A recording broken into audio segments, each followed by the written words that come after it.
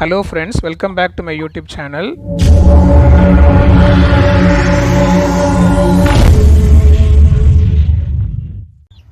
சில வாரங்களுக்கு முன்பதாக நம்ம வீட்டு கோழி அடை வச்சுருந்தோம். நான் வீடியோ போட்டிருந்தேன், நீங்கள் அதை பார்த்துருப்பீங்க. 10 முட்டை வச்சோம். 10 முட்டையில் ஒரு முட்டை மட்டும் கூமுட்டையாகி 9 கோழி குஞ்சுகள் பொரிச்சு வந்திருக்கு. ரொம்ப க்யூட்டாக இருக்குது. ஸோ இப்போ நம்ம இந்த கோழி குஞ்சுகளை அடைச்சட்டிலேருந்து கீழே இறக்கி மண் தரைக்கு விட போகிறோம். கோழி அடை வச்ச நாள்லேருந்து 19, 20, 21 நாட்களுக்குள்ளாக எல்லா முட்டையுமே வந்து பொரிச்சிடும். அது நீங்கள் வைக்கிற டைம் பீரியட் பொறுத்து இருக்குது. நைட்டு வச்சிங்க, பகலில் வச்சிங்கன்னா அதுக்கேற்ற மாதிரி கொஞ்சம் மாறும். ஸோ மேக்ஸிமம் 21 டேஸில் எல்லா முட்டையுமே பொரிச்சிடும். ஸோ நான் வந்து கோழி குஞ்சு பொரிச்ச உடனே நான் மண் தரைக்கு இறக்கி விட மாட்டேன். ஒரு 1 டே அதில் விட்டு, இல்லை ஒரு 1 or 2 டேஸ் விட்டு அதுக்கப்புறம் தான் இறக்கி விடுவேன். ஸோ இப்போ பாருங்கள், நான் வந்து மண் தரைக்கு இறக்கி விட்டுட்டேன். ஸோ இப்போ கோழி குஞ்சுகள் எல்லாமே வந்து மேயருக்கு ஸ்டார்ட் பண்ணியிருக்கு. மொத்தம் 9 கோழி குஞ்சுகள் பொரிச்சிருக்கு. இந்த தாய் கோழி பாருங்கள், அதுக்கு வந்து ஒரு கால் கிடையாது. அது வந்து பிறவியில் அப்படி கிடையாது. அது குஞ்சாக இருக்கும் போது ஒரு கம்பியில் மாட்டி அந்த கால் வந்து உடஞ்சிருச்சு.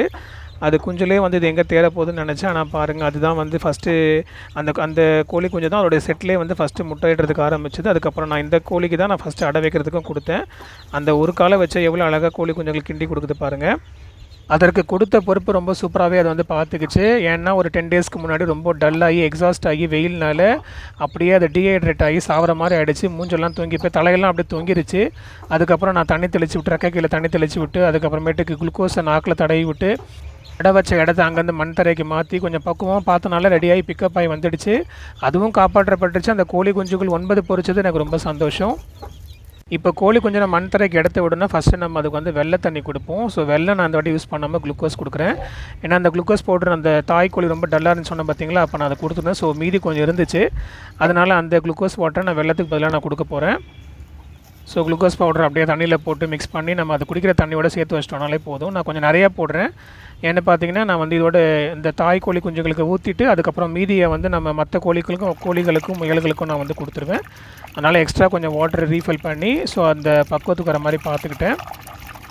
குளுக்கோஸ் வாட்டர் தான் நம்ம கொடுக்கணும்னு அவசியம் கிடையாது. நீங்கள் வந்து வெல்லமோ இல்லை சக்கரை தண்ணி எது வேணால் நீங்கள் பயன்படுத்திக்கலாம். ஏன்னா கோழி கொஞ்சம் ஃபஸ்ட்டு இறங்கி வந்த உடனே அதுக்கு ஒரு இம்யூனிட்டி பூஸ்ட்டு கிடைக்கணும். அது ஒரு காரணம். ரெண்டாவது வெயில் ரொம்ப அதிகமாக்கனால நம்ம இதை வந்து கொடுத்தோம் அப்படின்னா ரொம்ப கொஞ்சம் நல்லா ஃபீல் பண்ண கம்ஃபர்டபுளாக ஃபீல் பண்ணுறதுக்காக நம்ம கொடுக்குறோம். அதோட சாப்பிட்றதுக்கு நம்ம வந்து கம்பு கொடுத்துருக்கோம். ஸோ ஒரு வாரத்துக்கு நம்ம கம்பு கொடுக்கலாம். ஏன்னா வாய் ரொம்ப குட்டியாக இருக்கும்.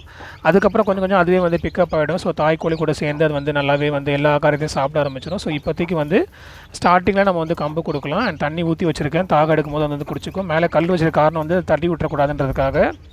ஓகே ஃப்ரெண்ட்ஸ், பொறுத்திருந்து பார்ப்போம் எத்தனை கோழி குஞ்சுகள் தேறி கோழியாக மாறி வருதுன்னு. ஸோ இதனை குறித்து அப்டேட்ஸ் வந்து நான் போடுவேன். மறக்காமல் சேனலை சப்ஸ்கிரைப் பண்ணி பெல் ஐக்கன் ப்ரெஸ் பண்ணி வச்சுக்கோங்க. அடுத்த வீடியோவில் பார்க்கலாம். நன்றி.